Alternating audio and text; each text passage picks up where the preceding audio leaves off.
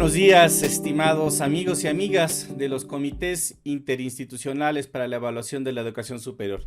Sean bienvenidos a esta sesión webinar que forma parte de las celebraciones de los 30 años de operación de los CIES. Les habla su amigo David Gutiérrez.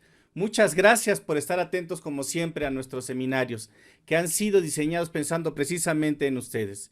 Y con base en sus mensajes y sugerencias, en esta ocasión hablaremos de los cambios en el sistema normativo de Chile en el aseguramiento de la calidad de la educación superior, impacto en la acreditación. Sin lugar a dudas, un tema por demás interesante. En este momento contamos con la participación de cerca de 300 asistentes, la mayoría de ellos ubicados en México. Tal es el caso de Amigos por la Educación, la Benemérita Escuela Nacional de Maestros, de la Universidad Virtual de Guadalajara, de la Benemérita Universidad Autónoma de Puebla, de la Benemérita y Centenaria Escuela Normal del Estado de México, de la Escuela Normal de Sinaloa, de la Escuela Normal para Educadores profesor Serafín Conteras Manso, del Instituto Politécnico Nacional, del Instituto Tecnológico Superior de El Mante, de Macuspana, de Salvatierra, de San Martín Texmelucan, también de la Secretaría de Educación de Guerrero, de la Secretaría de Investigación, Innovación y Educación Superior del Estado de México, de la Universidad Nacional Autónoma de México, de la Universidad Autónoma de Tamaulipas, de la Universidad La Salle, de la Universidad del Valle de Atemajac, de la Universidad Autónoma Metropolitana, de la Universidad de Guadalajara, de la Universidad Veracruzana, de la Universidad de Ciencias y Artes de Chiapas, de la Universidad de Quintana Roo, de la Universidad de Guanajuato, de la Universidad Autónoma del Estado de Morelos, de la Universidad Tecnológica de Nezahualcóyotl, de la Universidad Autónoma del Estado de Hidalgo, de la Universidad Autónoma del Estado de México, de la Universidad Iberoamericana, de la Universidad Intercontinental, del Instituto Tecnológico y de Estudios Superiores de Monterrey y de la Universidad de Anáhuac. Sean todos ustedes bienvenidos. Muchas gracias por formar parte de esta transmisión. También contamos con la participación de nuestros amigos en Argentina, en Bolivia, en Chile, en España, en Perú, en Guatemala, en Colombia y en los Estados Unidos de América. Reciban todos un saludo muy cordial y un fuerte abrazo desde la Ciudad de México. Así también nuestro más sincero agradecimiento por su participación. La sesión de hoy durará aproximadamente 70 minutos, de los cuales 40 serán destinados a la exposición de nuestro invitado y el tiempo restante se empleará en resolver las dudas y comentarios de ustedes, que estaremos recibiendo en el chat y la sección de preguntas de esta plataforma. Bien, pues para continuar adelante cedo la palabra al ingeniero Miguel Ángel Tamayo Taipe, coordinador general de los CIES, quien presentará a nuestro invitado del día de hoy. Adelante, ingeniero Tamayo. Gracias, David. Muy buenos días a todas, a todos. En esta oportunidad tendremos la conferencia del secretario ejecutivo del CNA de Chile, el licenciado Renato Barlet Zambrano, del cual voy a hacer un resumen de su hoja de vida profesional. El licenciado Renato Barlet Zambrano es actualmente secretario ejecutivo de la Comisión Nacional de Acreditación CNA de Chile. Es abogado e ingeniero comercial de la Universidad de Valparaíso y máster de artes en educación de la Universidad de York en el Reino Unido. Su formación académica le ha permitido desempeñar por más de 20 años cargos directivos en gestión académica y financiera de instituciones de educación superior, contribuyendo al desarrollo del sistema de formación técnica profesional de ese país. En 2010 se incorporó al registro de pares evaluadores de acreditación institucional de la Comisión Nacional de Acreditación y participó en diferentes comités de pares en las visitas y procesos de certificación externa. Antes de ingresar como secretario ejecutivo de la CNA, se desempeñó como rector del Centro de Formación Técnica Manpower. Pues muchas gracias, Renato, por tu asistencia, ¿no? Por brindarnos en esta mañana la experiencia que están viviendo en aquel país del sur, hermano, sobre los temas de evaluación y acreditación, tanto de programas como de instituciones. Como saben, compañeros, esta conferencia se inscribe en los primeros 30 años de vida institucional de los CIES, ¿no? Estos 30 años que hemos acompañado a las instituciones de educación superior en México en todo su proceso de cambio, en su evolución, en la mejora continua para rendir, pues, un mejor servicio a nuestros jóvenes. Recuerdo que en los primeros años de vida institucional de los CIES, que estamos hablando de 1991, pues las instituciones de educación superior hacían acopio de la información con fines de evaluación, sin que esto sea un proceso sistemático. Se hizo la necesidad por parte de las autoridades de crear un organismo externo que ayudara a las instituciones precisamente a estas evaluaciones con fines de ir mejorando con el tiempo. Al principio eran reacios de la evaluación externa, pero hoy en día, pues México es un país que vive ya esta cultura de la calidad. Asimismo, quiero decir que estas conferencias, como la que hoy nos va a proporcionar Renato, obedece diría, a un benchmark en el cual estamos nosotros analizando las diferentes experiencias que se viven en otros países, con el fin de formular de parte de los CIES una propuesta de lo que sería o lo que será el sistema de evaluación y acreditación en México. Y esto es convocado por instancias que señala la propia Ley General de Educación Superior.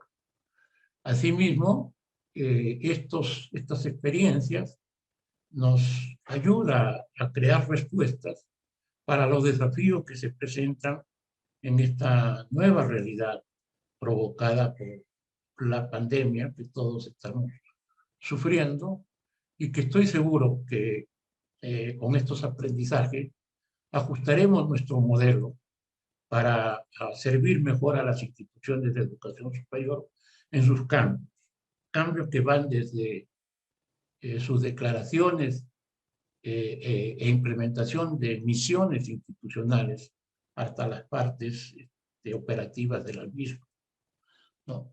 Igual para también dar cumplimiento a los mandatos que señala la Ley General de Educación Superior, que como saben salió publicada recientemente el 20 de abril de este año, ¿no?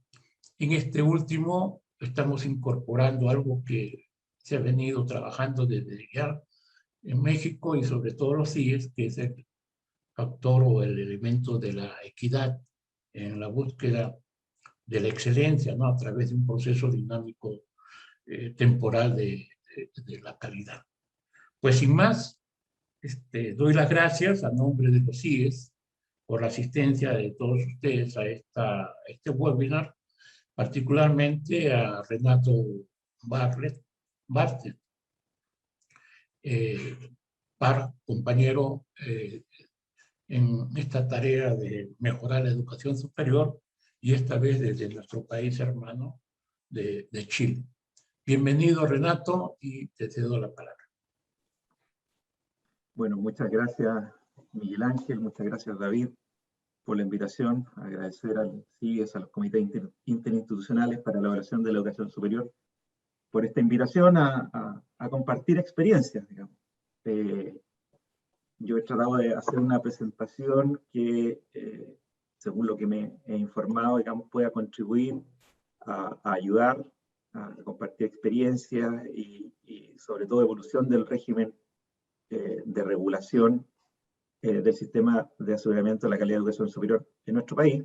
Particularmente entiendo que ustedes hace poco han dictado una nueva ley, digamos, que también versa sobre la educación superior, y están, como todo el resto de los países, digamos, permanentemente evolucionando y cambiando buscando los mecanismos que permitan de alguna manera asegurar la mejora en la calidad de la educación superior de todos nuestros países, digamos. Y en ese sentido hemos preparado una presentación para tratar de mostrar de una manera panorámica.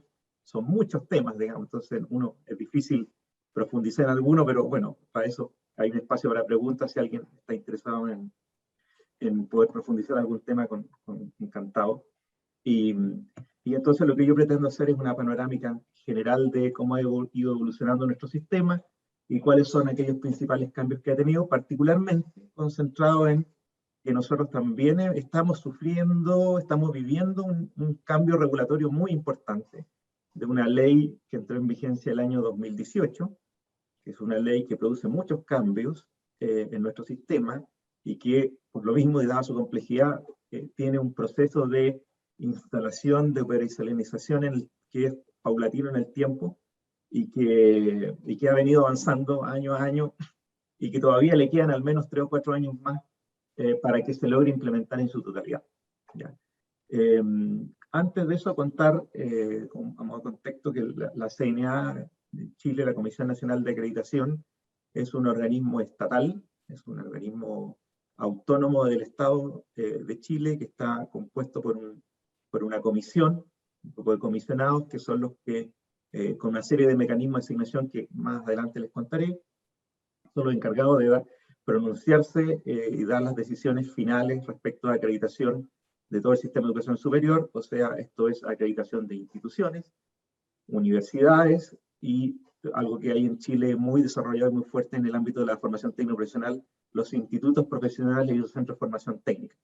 Pero también a cargo de otorgar la acreditación para los doctorados, magísteres, especialidades médicas y hoy día algunas carreras de pregrado. Esa es la situación. Hoy día es la única entidad oficialmente reconocida por el Estado de Chile para otorgar este tipo de certificaciones desde principios de 2020 en adelante. Así que, si me permiten, voy a intentar tengo una presentación de apoyo que voy a proyectar para partir con la presentación. Entiendo que se está viendo. Muy bien, Renato, perfecto. Perfecto. Gracias. Bueno, aquí una enunciación general de los temas que voy a abordar. Primero, muy rápidamente, dar una mirada muy general a la evolución del contexto del sistema de educación superior chileno, porque los cambios que la institucionalidad ha tenido en el tiempo lo que hacen es responder a los desafíos que nos ha planteado la evolución de nuestro contexto, nuestra realidad. Y principalmente aquí lo que hay detrás es la expansión, fuerte y acelerada expansión que hay en la matrícula de educación superior y en la cantidad de programas e instituciones que ha habido en el pasado, digamos, y que por lo tanto ha hecho que la preocupación por el aseguramiento de la calidad sea uno de los tópicos de mayor interés a nivel nacional, de políticas públicas y de la sociedad. En segundo lugar, mencionar brevemente las etapas del desarrollo del Sistema Nacional de Aseguramiento de la Calidad en Chile, concentrándome después en la presentación en la parte final que tiene que ver sobre la última reforma que es la Ley sobre Educación Superior dictada el año 2018 y que implica varios cambios a nivel de sistema, de institucionalidad, de organismos que están presentes, se crean nuevas instituciones, nuevos organismos que están presentes, y los impactos que eso tiene particularmente en lo que es nuestro proceso de acreditación institucional y las decisiones de acreditación institucional que se toman en el país. Y si me alcanza el tiempo, digamos, alcanzaré a decir algo de también los cambios que hay respecto del pregrado y posgrado.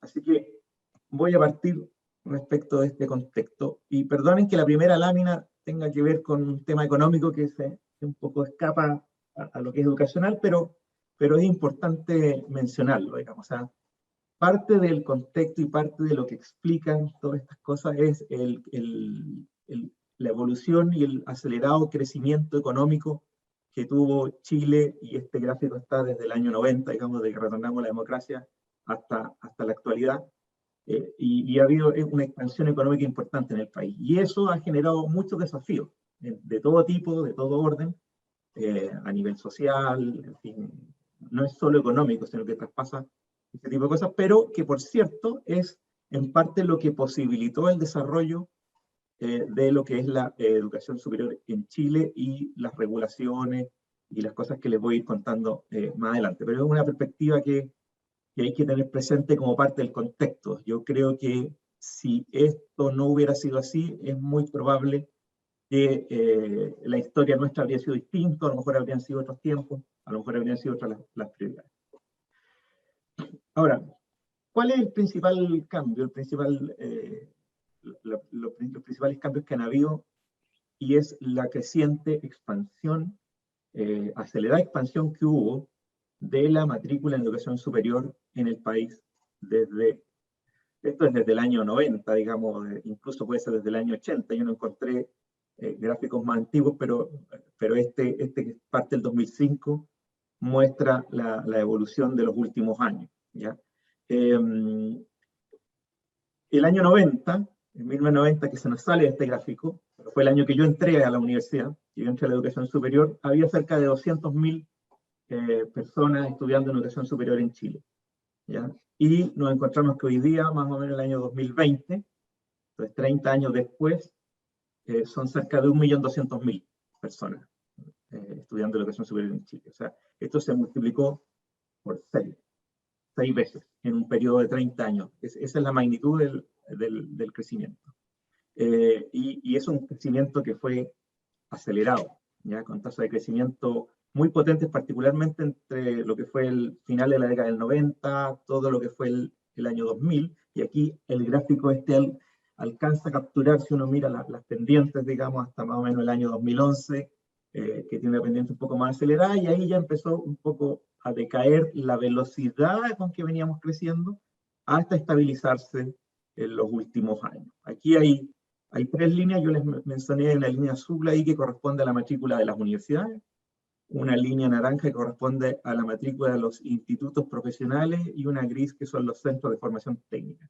Nuestros IP y CFT, están por sus siglas ahí, es lo que es la formación técnico-profesional en Chile y es un tipo de formación que es específica para el trabajo. O sea, su finalidad específica es la formación por el trabajo, a diferencia de la universitaria que junto con también formar profesionales para el trabajo, está también en un ámbito más bien de la investigación, de la especulación, y está abierta a otras áreas con mayor, podría ser, reflexión. Entonces, esto es uno de los aspectos importantes, porque esta velocidad de crecimiento que implicó en una etapa, y ya voy a ir a una lámina después, en algún minuto una expansión de la cantidad de instituciones que participaban, que se crearon en el país, empezó a consolidarse y empezó a generar desafíos importantes de calidad, ¿ya?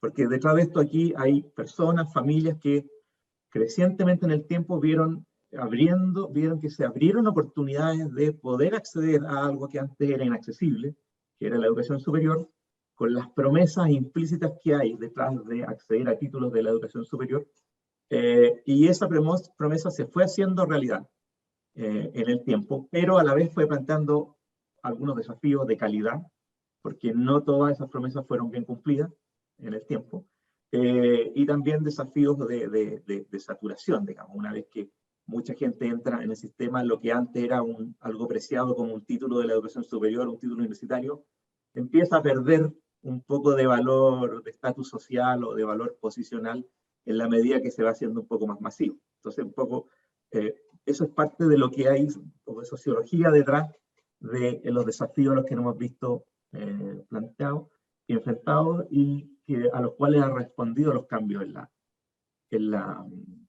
los cambios regulatorios en el marco de la educación superior.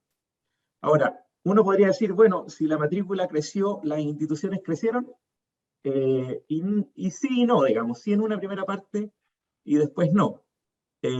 Aquí yo encontré un gráfico que solo es del año 90, digamos, del 90 en adelante, donde se aprecia que la cantidad de instituciones fue decreciendo en el tiempo. claro, si este gráfico partiera en el año 81, mostraría una expansión muy acelerada al principio, y del año 90 adelante, que como voy a contar más adelante, empiezan a operar más masivamente los mecanismos iniciales, digamos, de aseguramiento de la calidad. La CNA, nuestra agencia, y la ley que la respalda, fue creada el año 2006, dictada el 2006, entró en vigencia el 2007, perdón, el año 2007. Hay un periodo antes, entre el 90 y el 2006, son 16 años, 17 años, donde todavía no existíamos nosotros, no existía la Comisión Nacional de Acreditación, pero sí existían otras agencias que tenían a cargo, y yo voy a explicar un poco eso, en alguna medida, en parte, el aseguramiento de la calidad. Y bueno, entonces, y es una de las cosas interesantes, es que esta expansión de la matrícula acelerada, que duró hasta hace 4 o 5 años atrás y que ahora está más o menos consolidada, se da en un marco donde la cantidad de instituciones va disminuyendo. ¿Ya? Aquí lo repito, se quedó fuera el gráfico, del 81 al 90 hubo un crecimiento, pero de ahí en adelante empezó a decrecer. Y eso implica que instituciones, por diferentes razones, digamos, pero es muy probable que una de las razones sea el tema de calidad. Hay instituciones que no lograron niveles de calidad que exigía el sistema en ese tiempo y empezaron a ir desapareciendo. ¿Ya? Principalmente se puede ver ahí la línea gris, digamos, instituciones de centro de formación técnica que son instituciones en general un poco más chicas, descentralizadas, con presencia regional importante, pero este fenómeno afectó a todo el sistema de educación superior del país. Voy a seguir en la presentación con un último tabla respecto de este contexto que les estoy contando. Y aquí lo que estoy presentando es la cobertura bruta de educación superior según el nivel de quintil de ingreso autónomo. O sea, esto de alguna manera es qué porcentaje esta es tasa bruta, pero de los jóvenes o de los adultos profesionales que están en la educación superior y que pertenecen a quintiles de ingreso, que va desde el número 1, que es el más bajo, o sea, el 20%, podríamos decir, más pobre, con menor ingreso a la población, hasta el quintil 5, que es el 20% más rico de la población. Entonces, ¿cómo es la representación? Y si uno mira, por ejemplo, yo miro la primera fila del año 1990, solo el 4,4% de las personas que pertenecían al quintil de ingreso más bajo lograban acceder a la educación superior. En contraposición que el 40% de las personas del quintil 5, el más rico, podían ingresar a la educación superior el año 90. Y eso, si nosotros vemos, se ha transformado de manera importante. Si uno mira los últimos años, el primer quintil ya es cerca del 40%, o sea, se alcanzaron las cifras de participación que tenía el quintil más rico en el año 90, desde hace unos, 6, 7 años atrás, ya esa apertura, esa posibilidad de acceder, se ha masificado y se ha hecho mucho más accesible a los quintiles o las familias con menos recursos del país. Y eso es importante porque parte del crecimiento ha venido, la parte fundamental, digamos, del crecimiento en la matrícula en el país ha provenido de esos sectores, pero que también plantean desafíos, porque en algunos casos, no siempre, pero en algunos casos, se trata de algunos estudiantes que han tenido experiencias educativas escolares que a lo mejor son de un poco menor calidad, que vienen con algunas carencias de tipo sociocultural y que por lo tanto le plantean desafíos importantes a la institución de educación superior cuando los admiten en primer año. Muchos de ellos primera vez que un miembro de su familia accede a la educación superior y por lo tanto sin una historia familiar detrás que le traspase la experiencia o lo que implica, digamos, la responsabilidad y cómo funciona el entorno de educación superior. Entonces son jóvenes que por primera vez se han enfrentado también a desafíos que son distintos para ellos. Bueno, eso respecto un poco del contexto. Voy a entrar ahora a las etapas del desarrollo del Sistema Nacional de Aseguramiento de la Calidad, que aquí voy a ocupar una sigla que usa SINASE. Esta agrupación de etapas es creación mía, ¿eh? Así que yo soy el responsable de ello. Como toda simplificación deja cosas fuera, hay ciertos traslados que no son precisos, pero es una clasificación que yo creo que nos puede ayudar. Aquí hay una primera fase que yo llamé fase inicial, que como les mencioné, partió el año 81, que fue con la creación de una ley general de universidades, y que básicamente lo que hizo fue permitir la incorporación de iniciativa privada en el ámbito de la educación superior. ¿Ya? Básicamente nosotros acá en Chile tenemos varias clasificaciones, pero una clasificación es lo que se llama de las universidades tradicionales, que son las que existían antes del año 81, donde ahí están las universidades del Estado y algunas universidades que son privadas, pero que tienen muchos años y tienen una trayectoria importante en el país y que están de alguna manera como asimiladas a un grupo de universidades que tienen una tradición muy potente, muy desarrollada, y que se agrupan como universidades tradicionales. Y a partir del año 71 empiezan a aparecer universidades jóvenes, que son nuevas, que acá las conocemos como universidades privadas, ¿ya?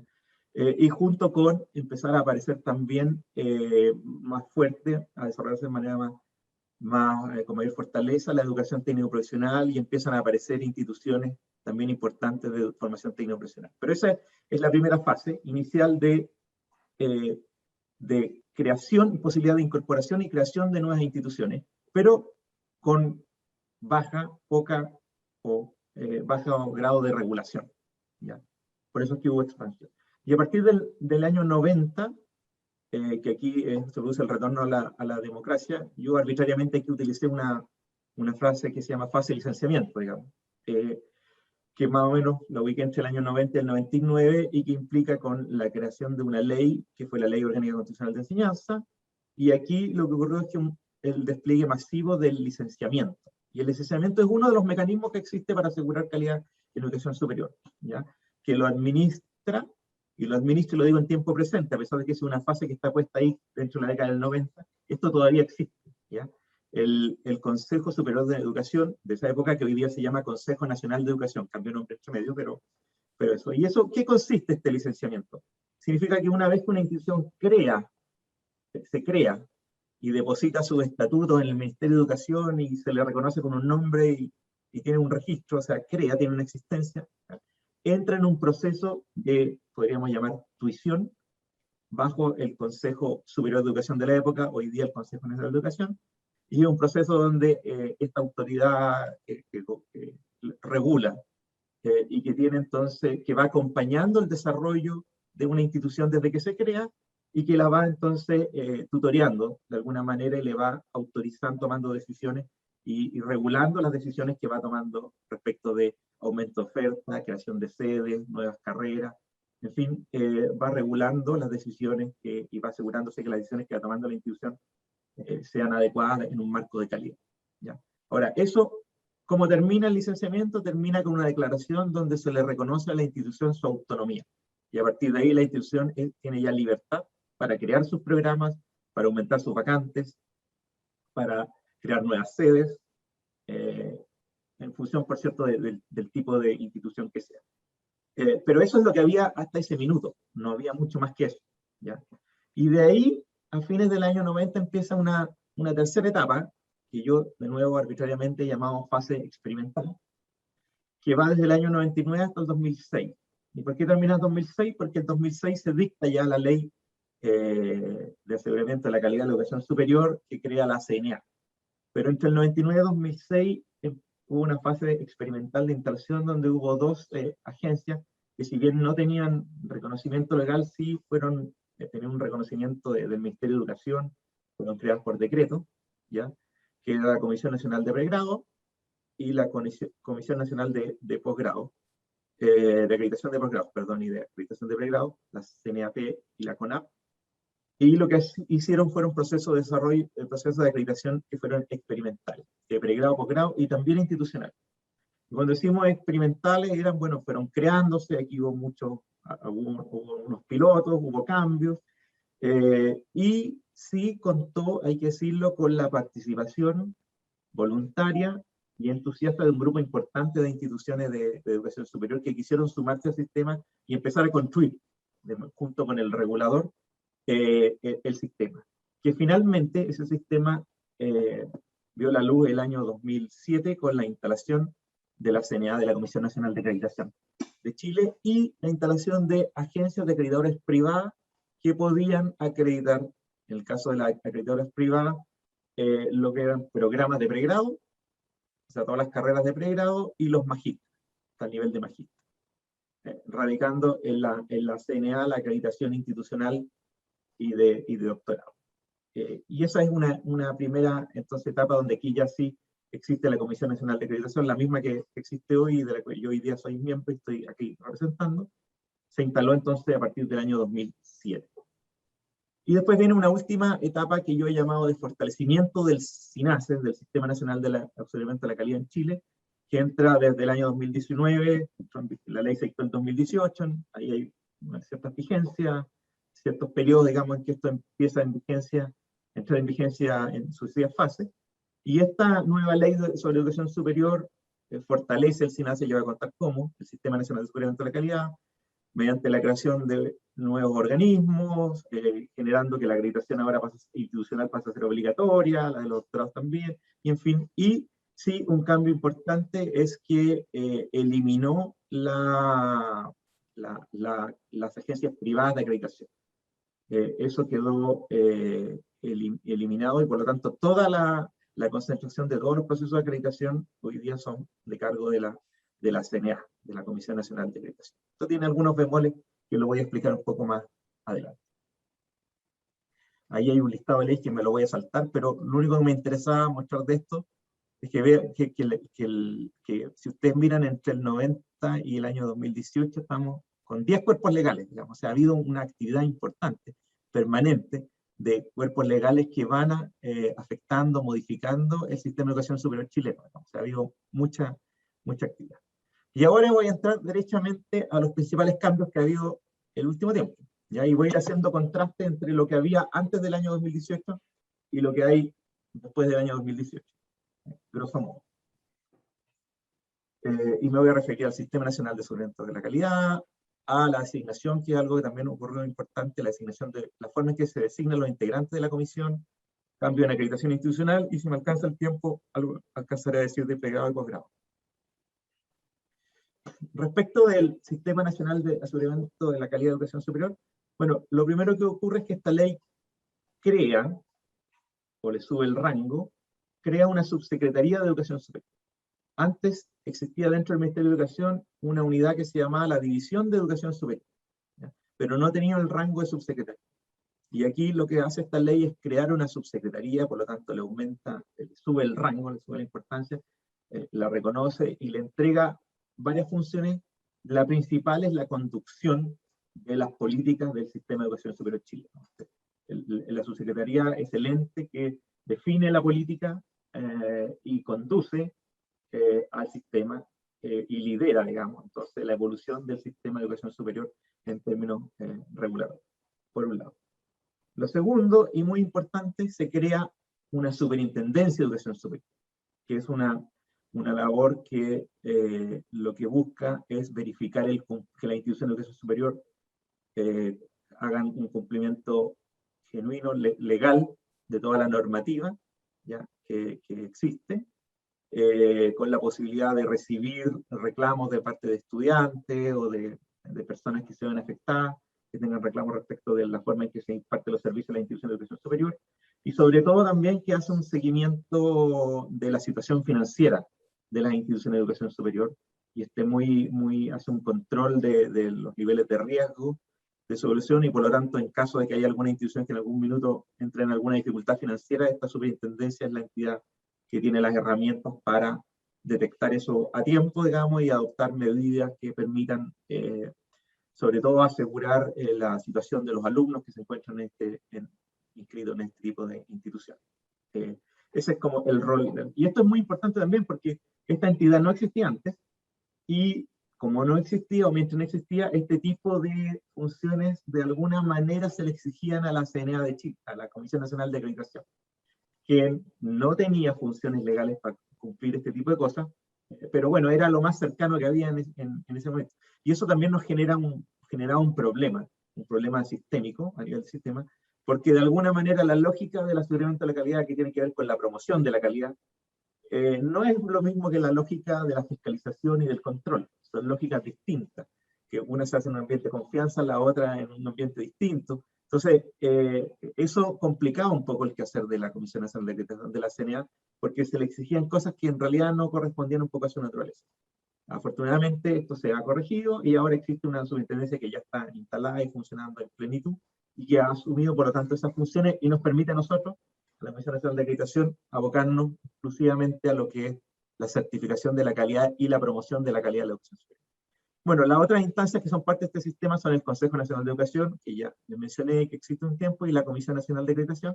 Y aquí se me quedó fuera, pero también es importante mencionarlo, que son parte de este sistema, las instituciones. Las instituciones de educación superior son parte del sistema.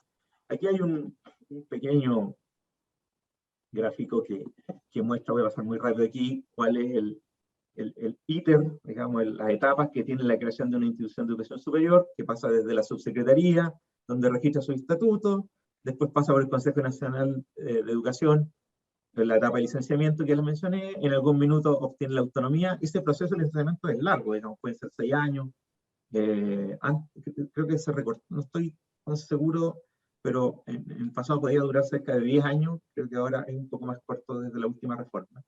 Y a partir de ahí, la institución en algún minuto tiene el hito de su autonomía y entra en el régimen de la acreditación. Y donde en el caso que una institución no acredita, por decirlo así, vuelve el Consejo Nacional de Educación a un proceso que llama supervisión, para que después vuelva a acreditarse. Y una vez que ya logra su acreditación, hay una garantía pública de calidad de la educación que se hace. Otras modificaciones relevantes que yo las voy a mencionar no tienen tanto que ver con aseguramiento de la calidad directamente, pero es interesante. La ley reconoce la existencia de 2 subsistemas de educación superior. ¿Ya? Reconoce el mundo universitario y el mundo de la formación técnico-profesional. Y eso es relevante. La misma subsecretaría, a su vez, tiene 2, no recuerdo el nombre ahora, son divisiones, una dedicada a la universidad y otra dedicada al mundo de la formación técnico-profesional, y eso tiene un reconocimiento legal, y a partir de ahí se derivan ciertas regulaciones que son más específicas para cada uno de esos ámbitos. Se crea un sistema de acceso a la educación superior que antes había uno para las universidades, y que estaba a cargo de las mismas universidades. Ahora esa función la asume la Subsecretaría de Educación Superior y crea de nuevo dos sistemas de acceso, uno para el mundo universitario y uno para el mundo técnico-profesional, que están implementados, digamos, pero con diferentes etapas de evolución en el tiempo. Un financiamiento para la gratuidad. Antes la gratuidad estaba solo en la ley de presupuesto, por lo tanto duraba lo que duraba una ley de presupuesto, que es anual. Ahora ya hay una institucionalidad creada por ley para la gratuidad y por lo tanto la establece de manera permanente en el tiempo. Y una regulación de aranceles para las instituciones que están en gratuidad y que por lo tanto usan estos recursos públicos. Respecto de la designación de integrantes de la comisión, esto también cambió. Antes del 2019, los integrantes de la comisión tenían una cierta representación de las instituciones. O sea, habían representantes de estas instituciones que yo al principio mencioné tradicionales, habían representantes de instituciones privadas, universidades, habían representantes de los institutos profesionales y los centros de formación técnica, y eso se cambió y ahora tiene una conformación que es distinta, que primero pasan todos por un proceso de alta dirección pública, ¿ya? O sea, todos menos los estudiantes. Son 12 comisionados, de esos 2 son estudiantes, y 10 son comisionados que podemos llamar académicos, ¿ya?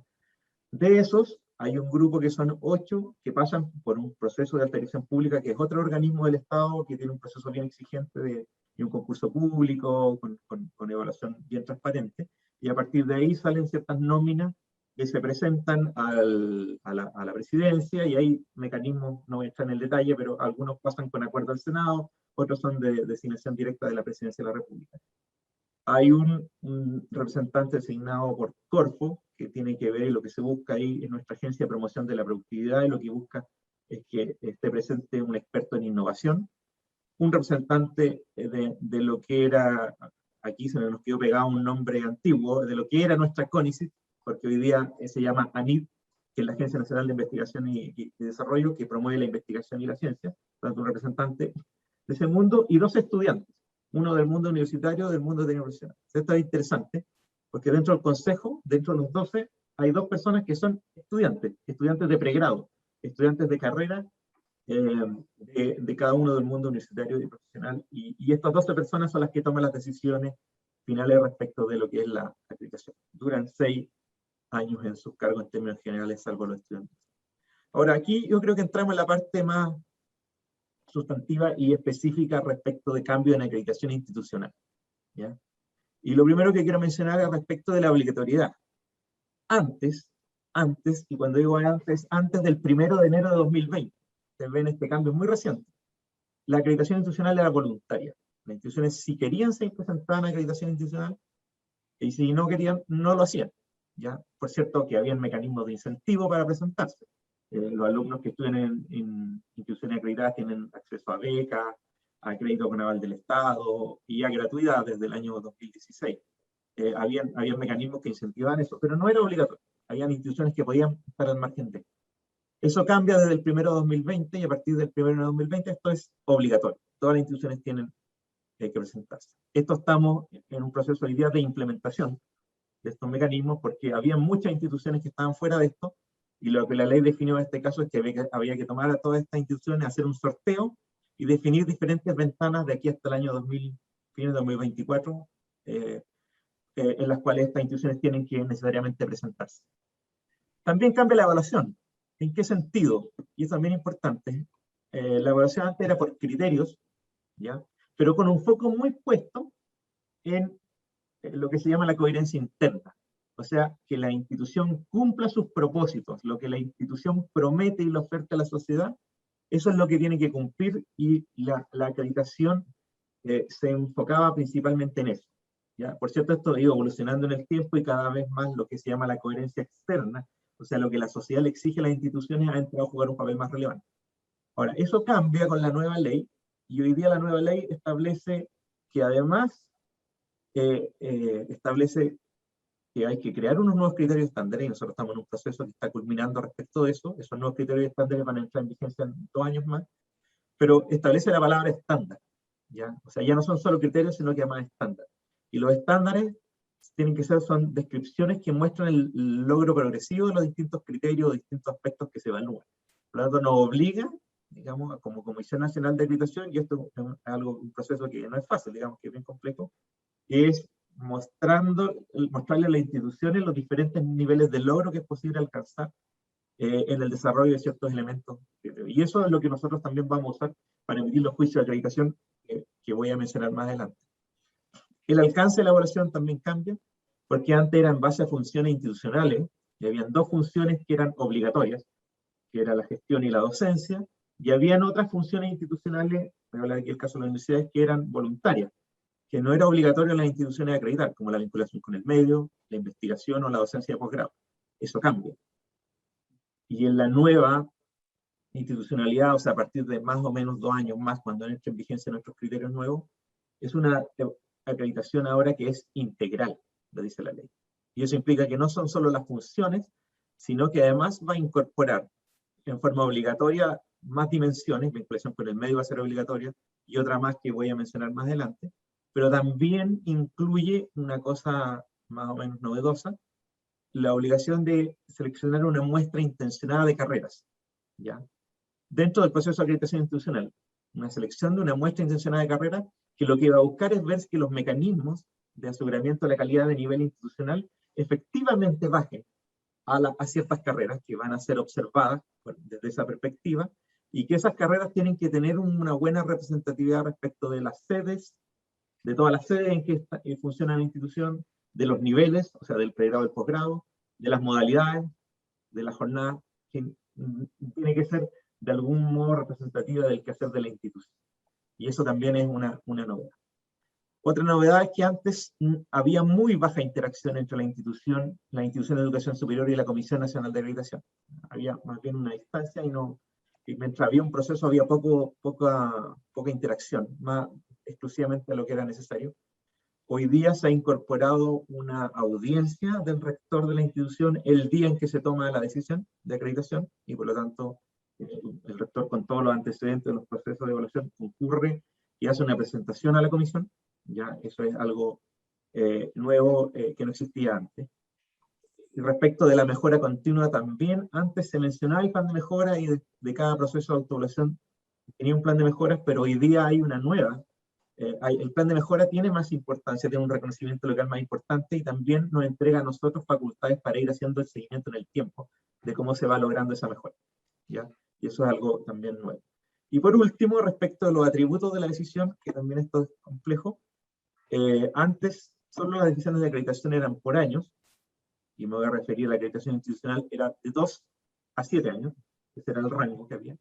Y eso cambia, y eso cambió del 1 de enero de 2020. Nosotros ahora ya estamos otorgando acreditaciones distintas, que son por niveles y años.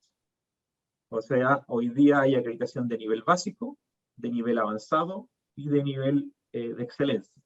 Y parte desde los 3 años. 3 años para el nivel básico, 4 y 5 para el avanzado, 6 y 7 para el nivel de excelencia. Voy a apurar un poco porque, para no excederme en el tiempo. Respecto de las dimensiones, esto lo voy a explicar muy rápidamente. Han cambiado las dimensiones de acreditación. Siguen siendo 5, pero aquí voy a mostrar, desplegar todo esto.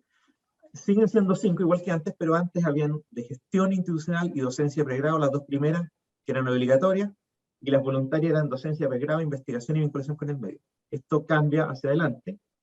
La de gestión pasa a ser la de gestión estratégica y recursos institucionales.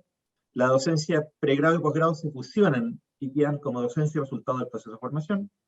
Se incorpora una nueva dimensión que es el aseguramiento interno de la calidad. Tanto las instituciones van a tener que mostrar cómo van a haber criterios para evaluar cómo funciona el sistema interno de aseguramiento de la calidad. Y se mantienen, cambió el orden de la ley, pero se mantienen las dimensiones de investigación y vinculación con el medio. Antes, las que están aquí a la izquierda, las dos primeras eran obligatorias. Ahora en el futuro, a partir del año 2025, las 4 primeras de la derecha van a ser obligatorias, siendo de acreditación optativa solo la última de investigación y creación o innovación. ¿Ya? Ese es otro cambio. Esto ya lo mencioné, que habían instituciones que no acreditan, no voy a entrar en los detalles, nivel básico 3 años, nivel avanzado 4 años, y nivel de excelencia 6 o 7 años. Sí quiero mostrarles cuál es la situación hoy día. A lo mejor este gráfico no se ve muy bien, no sé si es tan bueno, pero voy a explicarlo. Hay una línea punteada, y hacia la izquierda, esa es la cantidad de instituciones que hoy día no están acreditadas en nuestro país. Y hay 2 condiciones por las cuales hoy día no están acreditadas. O porque el cuadro naranjo que dice no acreditado, o porque tiene una decisión donde se le rechazó su acreditación, que corresponde a 7 instituciones, o porque hay instituciones que se quedaron fuera del sistema. Esto estoy hablando específicamente del mundo de la universidad, ¿ya? No estoy considerando el mundo técnico profesional. Hay 4 universidades que están fuera del sistema y que con este mecanismo aleatorio se tienen que incorporar. Y de la línea punteada hacia la derecha está la cantidad de instituciones que hoy día están acreditadas por años. Tenemos una institución que está por 2 años, 5 instituciones por 3 años, creo que son 15 instituciones por 4 y 5 años, 6 instituciones de 6 años y 4 instituciones con 7 años de acreditación. Esa es la distribución de la forma en que se han otorgado las acreditaciones en nuestro país. Y muy finalmente, para terminar, nosotros hoy día la normativa vigente nos obliga a las instituciones a someter ciertas carreras a acreditación obligatoria. Estas carreras son 3, las que tienen que ver con la medicina, la odontología y las pedagogías. Son carreras que son de acreditación obligatoria y si esas carreras no están acreditadas, no se pueden impartir en el país, ¿ya? Y hay un mecanismo para todo el resto de las carreras que, como yo les comenté en algún minuto, las agencias de acreditación privadas que veían particularmente el fuerte era la acreditación de pregrado, de carrera, que desaparecieron, se les puso término a esa actividad el año 2019, ¿ya? Hay un proceso que se va a reactivar el año 2025 y que permite que accedan voluntariamente a acreditación de otro tipo de carreras a partir de ese año, ¿ya? Con una serie de detalles que no voy a entrar en honor al tiempo. Y finalmente, respecto de los posgrados, también entró en vigencia una nueva norma que obliga a acreditar los doctorados. O sea, los doctorados hoy día en Chile son de acreditación obligatoria y por lo mismo hemos dispuesto un sistema de sorteo y en fin, para incorporar todos aquellos que hoy día no están acreditados, incorporarlo en el tiempo, ir cumpliendo el mandato de la ley. Y el resto de los programas de posgrado, que son los magíster, las maestrías y las especialidades médicas son de acreditación voluntaria, ¿ya? Eso es lo que les quería comentar. Como ven, son muchos temas, son muchos cambios los que ha tenido nuestra regulación. Yo aquí hice un barniz, igual es mucha información, yo lo sé, digamos, pero bueno, encantado si es que quieren profundizar respecto a algún tema, poder conversar más. Muchas gracias. No, hombre, muchas gracias, Renato, por tu brillante participación. Muchas gracias. Mira, tenemos por aquí varias preguntas que nos hacen los participantes a esta sesión. Jorge Gracida pregunta, ¿por qué la eliminación del sector privado? Seguramente se hace referencia a las agencias acreditadoras en Chile. Sí, bueno, eso es un tema de una decisión legislativa, digamos, del Poder Legislativo. Hubo yo creo que aquí entraron en operación dos cuestionamientos que hubo al desempeño de la agencia. Por un lado, ustedes saben, yo no lo mencioné aquí, pero parte de los cambios legales que hubo importantes fue una restricción de la operación de lo que eran las entidades que podían tener fines de lucro en educación superior.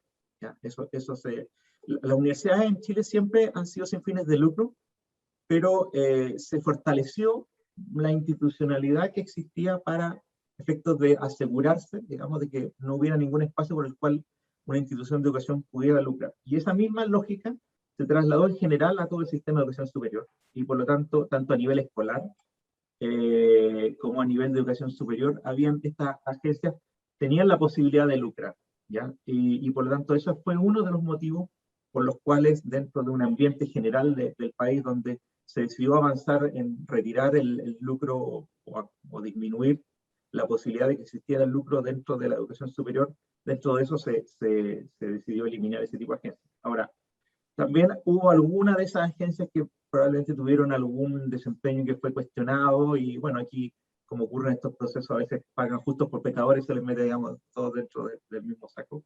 Y por eso es que se produjo también un retroceso.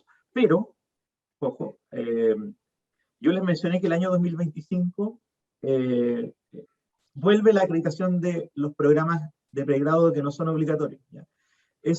Ese 2025, es cierto, nosotros como Comisión Nacional de Acreditación vamos a tomar las decisiones finales respecto a acreditación, pero la ley contempla, y de alguna manera podríamos decir que vuelven estas agencias, contempla que nosotros podamos autorizar el funcionamiento de agencias privadas, ¿ya?, que hagan la parte del componente de la evaluación, ¿ya? O sea, que reciban los procesos de autoevaluación y que hagan toda la evaluación externa, ¿ya? Y que controlen, administren este proceso, y que la parte final lleguen con los antecedentes a la Comisión de Acreditación, la que va a dar el pronunciamiento final, ¿ya?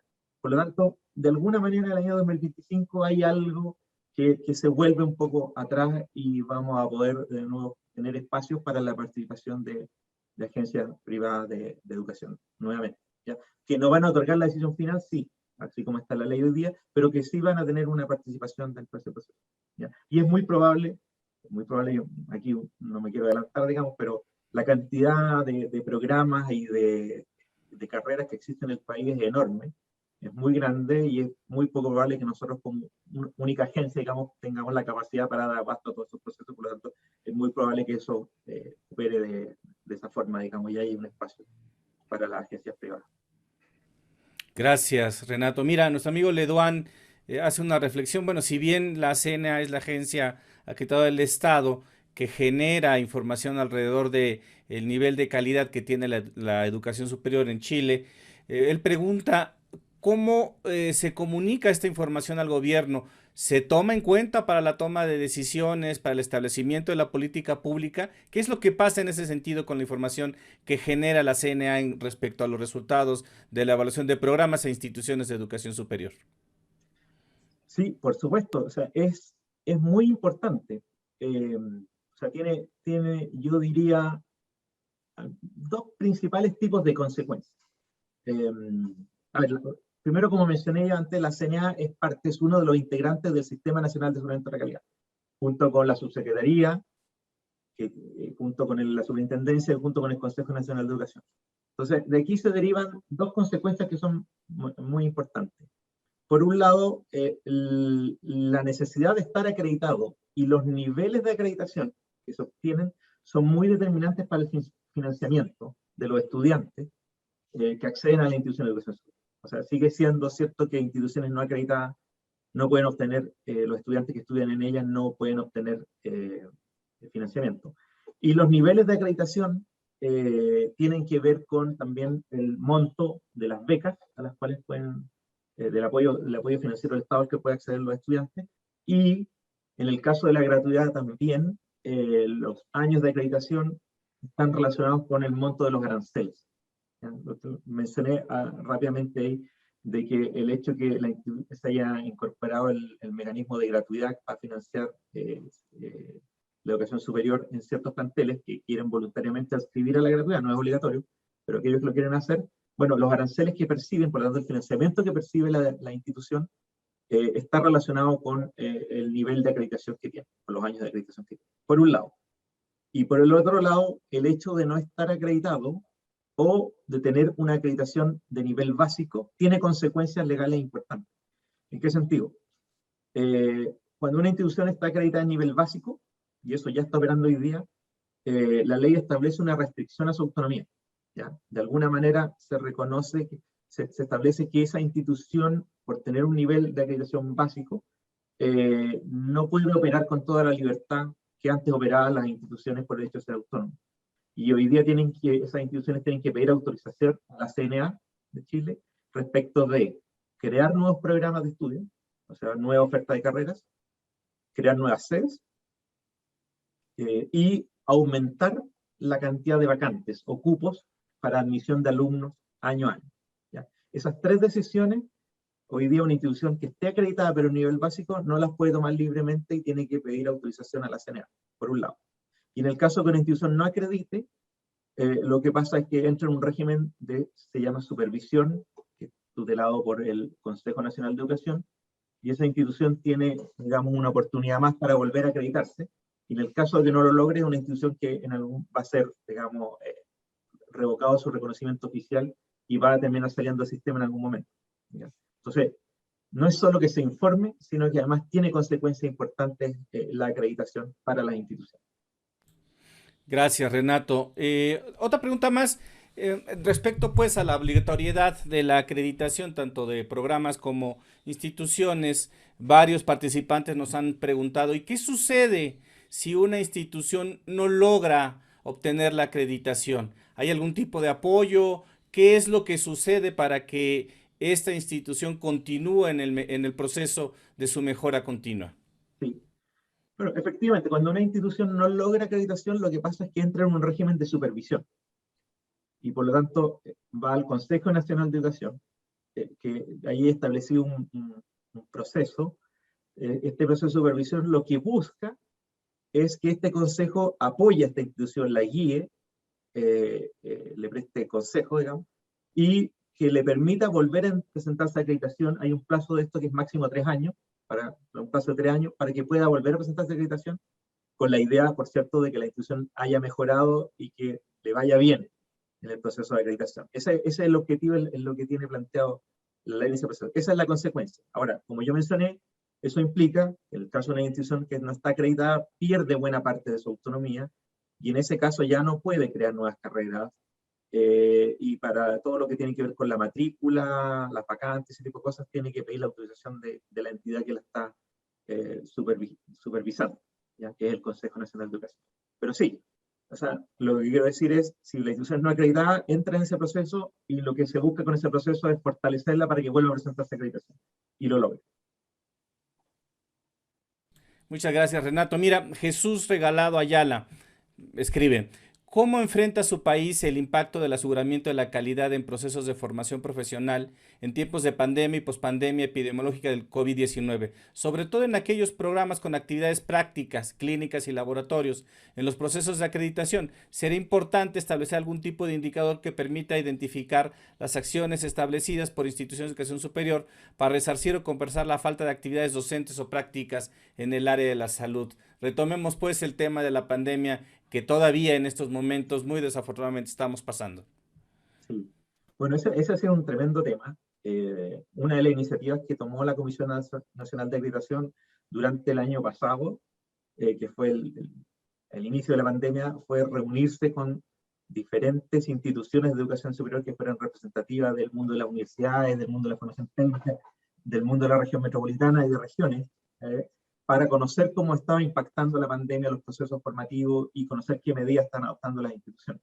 Particularmente las que son más intensivas en formación práctica, como el ámbito de la salud o como las carreras del mundo de técnico profesional, se han visto muy afectadas, y ahí lo que han tenido que hacer es postergar, digamos, cambiar la estructura en que se provee la formación, privilegiando, digamos, la parte más teórica a través de lo que es los mecanismos de videoconferencia y ese tipo de cosas, digamos, moverse un poco hacia lo que es el mundo online, y postergando en algunos casos para el segundo semestre, para el verano, en aquellos hubo espacios, ventanas de tiempo, digamos, por las cuales se podían, con ciertas normas de aforo que estableció la autoridad sanitaria, en algunos lugares se podían efectivamente llevar a cabo actividades prácticas. ¿Ya? Hubo que hacer un proceso especial de planificación de eso, con menor cantidad de alumnos. Las instituciones tuvieron que flexibilizarse, digamos, y adaptarse a eso, de manera de poder cumplir ese componente práctico que a veces es insustituible, digamos, no se puede hacer de otro modo. Y eso está operando hoy día. Ahora, desde el punto de vista de nuestra agencia, lo que nosotros le hemos pedido a las instituciones es que primero nos hagan un reporte, estos dentro de una vez que están en proceso de acreditación, que nos hagan un reporte de cómo abordaron la pandemia y qué medidas adoptaron, en primer lugar.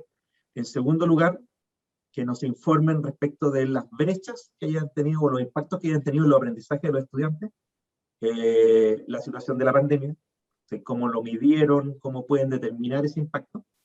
Y en tercer lugar, cuál es el plan, cuáles son las medidas a través de las cuales se van a hacer cargo de esos impactos y cómo la institución pretende superar o cerrar ese gap, esa diferencia, digamos, de aprendizaje que tuvieron los estudiantes en ese periodo. Y eso es parte de lo que se incorpora dentro del proceso de acreditación institucional y que va a ser mirado por la comisión cuando a la institución le toque acreditarse. Gracias, Renato. Mira, nuestros amigos que nos están siguiendo en la transmisión en vivo por YouTube preguntan, ¿cuánto dura un proceso de evaluación con fines de acreditación, ya sea de programas o institucional en Chile? Sí. Bueno, son procesos largos. Si uno, mira, normalmente yo diría, en base a mi experiencia, esto puede ser más o menos, digamos, pero el proceso, hay una primera fase, el proceso de una primera fase que ocurre dentro de la institución y que es el proceso de autoevaluación. ¿Ya? Ese proceso, que ya sea en cualquier tipo de nivel, digamos, está hablando de una acreditación institucional o de programa o de carrera, dura más o menos un año, 12 meses, en algunos casos 10 meses, en algunos casos un poco más, pero más o menos es un año. Y ese proceso culmina cuando la institución recoge la autoevaluación que hace, la identificación de sus fortalezas, debilidades, oportunidades de mejora. Todo eso termina en un documento, el informe de autoevaluación. Y ahí se presenta, llega a donde nosotros, a la Comisión Nacional de Acreditación, y ahí inicia la segunda parte del proceso, que es la evaluación externa y que culmina con la decisión de acreditación. Esta segunda parte del proceso más o menos demora 7 meses en condiciones normales. ¿Ya? Eso es lo que nos toma en condiciones normales. Ahora, el año pasado nosotros tuvimos que pasar un periodo de algunos meses en el cual suspendimos, pues dado la pandemia, suspendimos el proceso de acreditación porque no lo podíamos realizar. Estaba todo pensado, todo normado para que fueran procesos presenciales y eso no se podía realizar.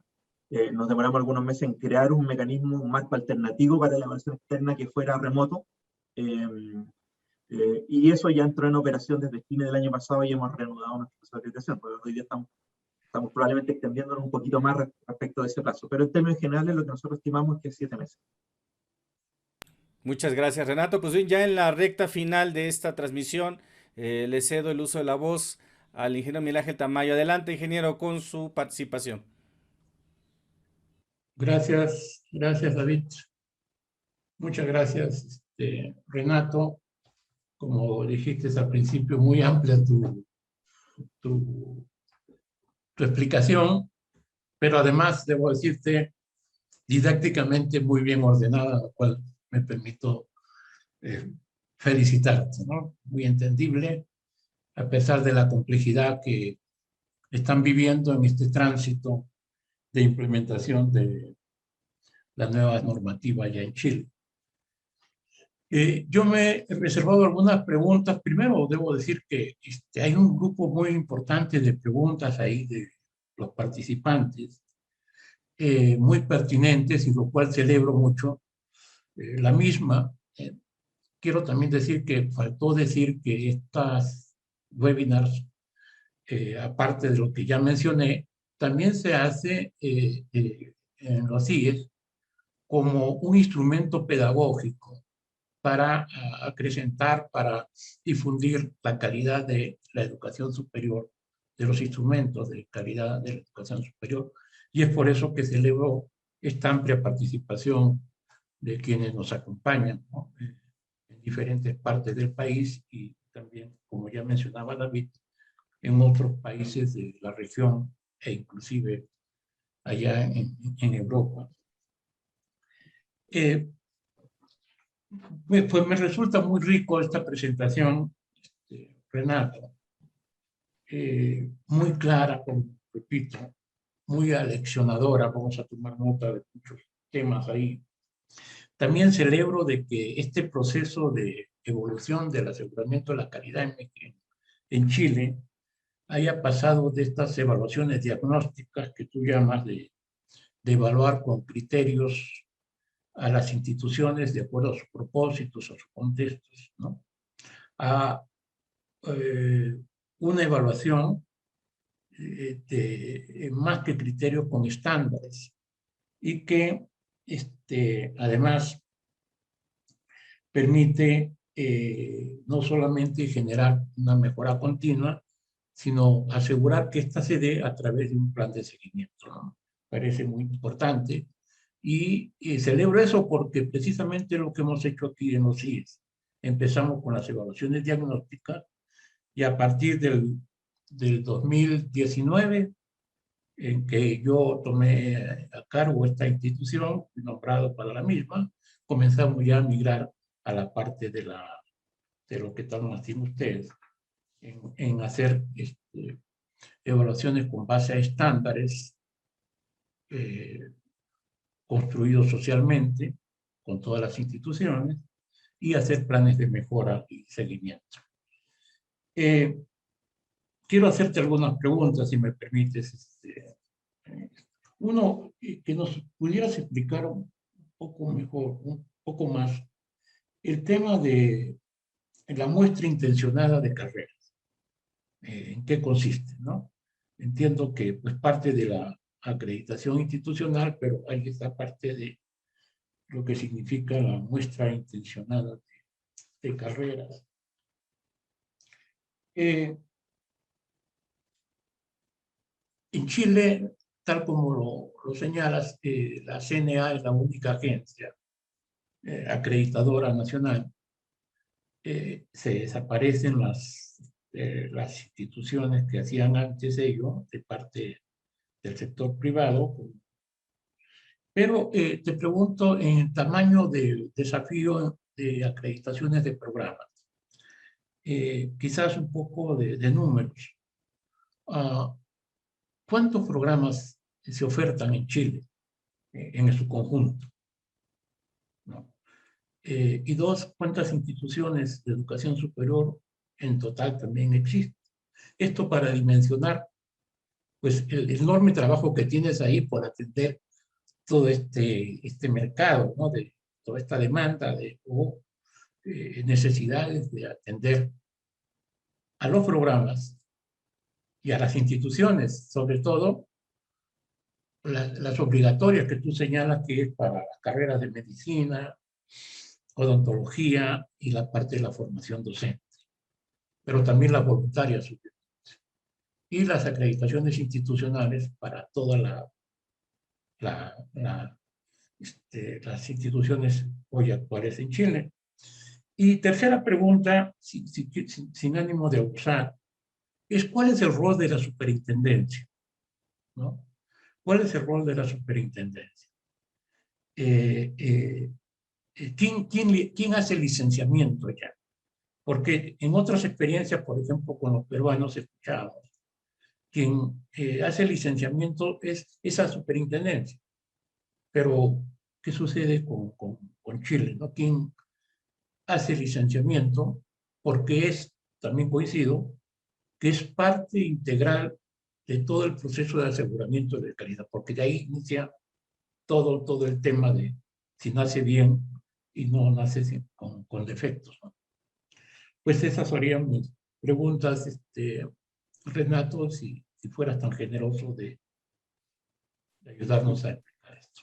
Por supuesto, Miguel. Solo me gustaría, porque a veces podemos tener un problema con la terminología, me gustaría si me puedes decir lo que tú entiendes por licenciamiento, porque Ya, a lo mejor licenciamiento para mí es otra cosa, entonces, para precisar ese aspecto. En México no se aplica. Estoy usando un término que lo he escuchado en Sudamérica, ¿no? Que el licenciamiento es como la autorización inicial para operar, ¿no? Okay. Aquí en México tenemos otro que es la autorización de inicio, obviamente, para las instituciones públicas, y en México se pueden dar a través de la propia Secretaría de Educación Pública, a través de las Secretarías de Educación de los estados, a través de las universidades, particularmente autónomas, y también de los municipios. Todos ellos pueden dar autorización para iniciar programas, ¿no? Y en el caso de las particulares, también ocurre en algo parecido, pero ahí necesitan un reconocimiento de valor oficial, que le llamamos REGOE, y que permite entonces iniciar los procesos de operación de los programas en instituciones particulares. Perfecto. Ya, bueno, voy a partir por la última pregunta, digamos. A ver, de acuerdo a lo que me plantea, el licenciamiento vendría a ser lo que nosotros llamamos el reconocimiento oficial. Y eso es algo claro. Yo no lo nombré dentro de la presentación, pero voy a explicarlo de este modo. En Chile, uno puede crear una universidad, un instituto profesional o un centro de formación técnica, y eso por decirlo de algún modo, hay que crear un instrumento jurídico, hay que hacer una escritura, unos estatutos de constitución, que se hace en una notaría, en fin, hay una serie de cosas, y eso se presenta ante el Ministerio de Educación. ¿Ya? Eso es lo primero. ¿Ya? Y el Ministerio de Educación hace un examen de ese tipo de documentación que es más o menos que es formal, ¿ya? Que básicamente lo que verifique es que cumpla con la regulación legal, que tenga que tener todo lo que la ley dice que tiene que tener. Y a partir de ahí, a partir de eso, nace a la ley, digamos, hay una existencia legal de esta nueva institución de educación superior. Pero para que pueda operar tiene que pasar un primer paso que es el reconocimiento oficial, y es que tiene que ir al Consejo Nacional de Educación, tiene que presentar un proyecto institucional educativo, ¿ya? Y ese proyecto además implica lo que se llama una certificación de recursos, ¿ya? Tiene que mostrar en ese proceso que cuenta con los recursos, qué sé yo, con la infraestructura, con los edificios, con los equipamientos, el computador, por cierto, las personas, ¿ya? Los académicos, los profesores, lo que corresponde, digamos, para poder dar inicio a eso. Y ese es un proceso inicial con el cual se hace ante el Consejo Nacional de Educación, y una vez que se obtienen se verifican esas condiciones, el Consejo le informa al Ministerio y el Ministerio dicta una resolución que le brinda el reconocimiento oficial. Y a partir de ahí, la institución puede comenzar a matricular estudiantes. Y ahí empieza la operación. Y a partir de ahí también empieza este primer proceso, que es nuestro licenciamiento, digamos, que culmina con la autonomía y que está tutelado por el Consejo Nacional de Educación.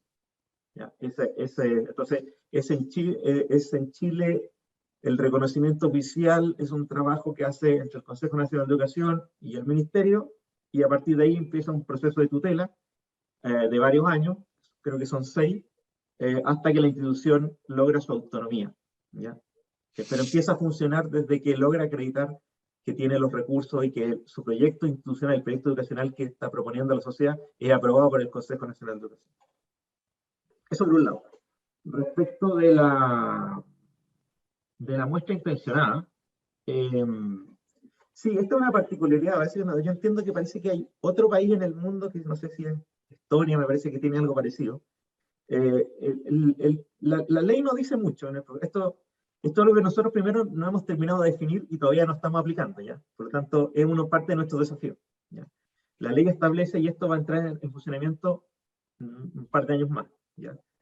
Que lo que tenemos que hacer es tomar una muestra intencionada de las carreras que tiene la institución y verificar ahí ciertas cosas. Ahora, la ley no dice mucho, sí el mensaje que creó la ley, ahí aparece una palabra que es homogeneidad.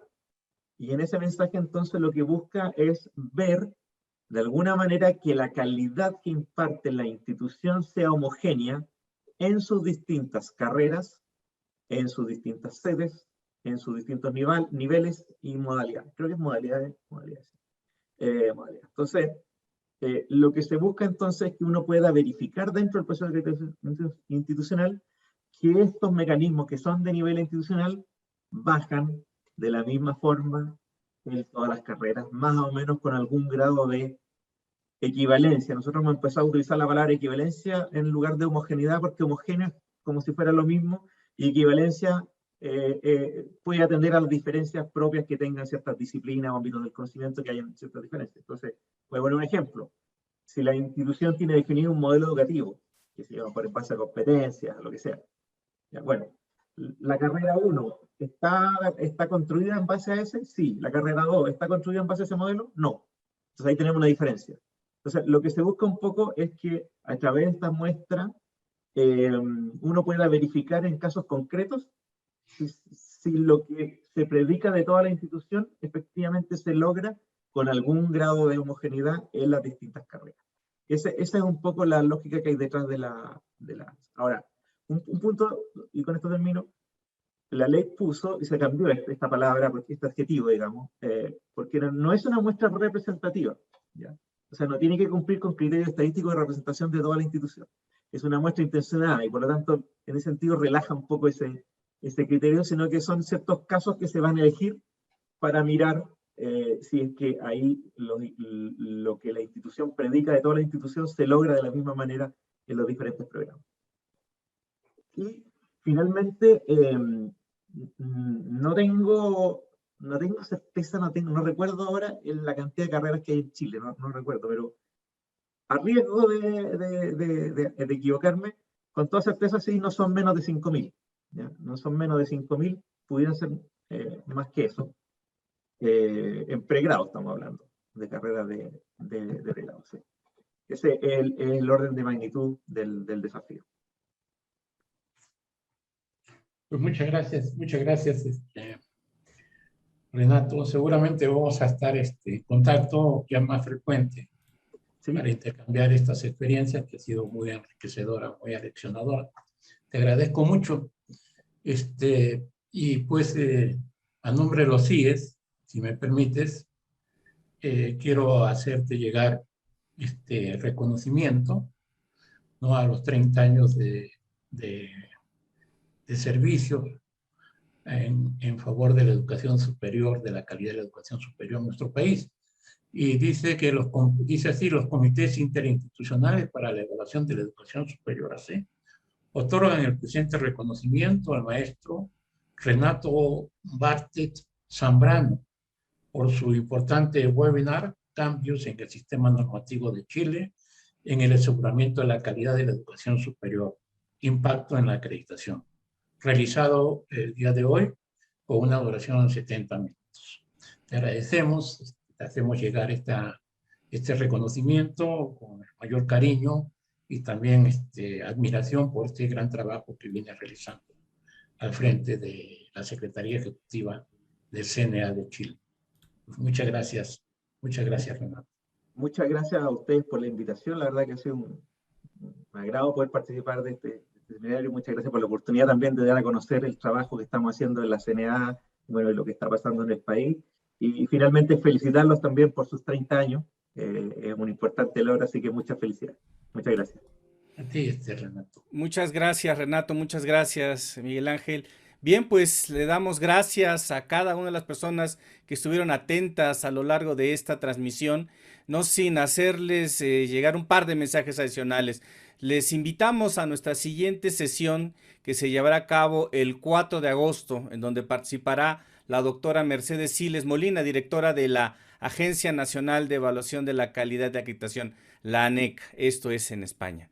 Asimismo, les hacemos una muy cordial invitación para que participen, se inscriban en nuestro diplomado de aseguramiento de la calidad de programas educativos de tipo superior que tendrá inicio el día 19 de agosto del presente año. No olviden que tenemos un cupo limitado, es un diplomado que tiene una modalidad a distancia y la cuota de inscripción es prácticamente representativa. Son 3,000 pesos masiva. Ojalá que podamos contar con su participación. Por favor, intenten acceder a nuestro registro en la página de los CIES, www.cies.edu.mx. Bien, pues hemos llegado al final de esta transmisión. Gracias, Renato, por tu brillante participación. Gracias, Miguel Ángel. Gracias a todos los participantes en esta transmisión. Que tengan una extraordinaria tarde. Hasta pronto.